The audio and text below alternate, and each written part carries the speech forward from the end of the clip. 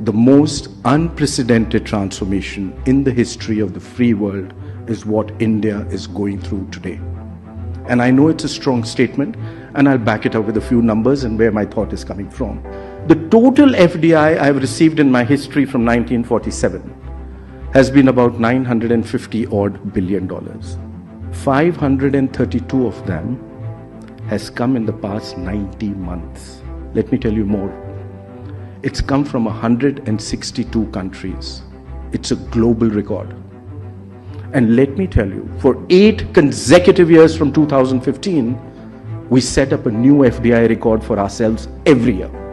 Even in the midst of the lockdown in 2022, the most unprecedented lockdown in human history, you received your highest ever FDI of $83.5 billion. Highest ever.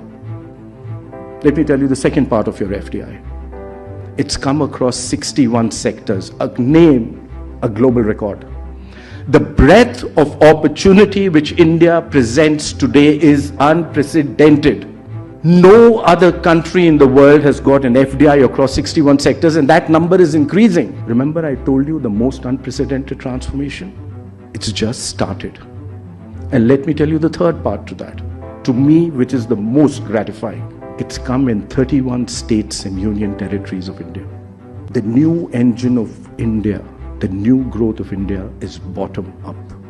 The new growth of India is not just the 7 big cities of this country, but every small little town, which for the first time in my history is a part of my entire growth process. Let me take you to a top block to that.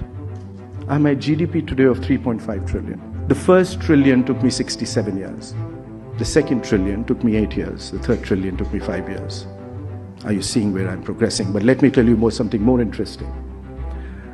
From 2015 until now, that is what? We are 9 years. I moved ahead of Russia, Italy, Brazil, France, UK from number 10 to number 5 in size of my GDP.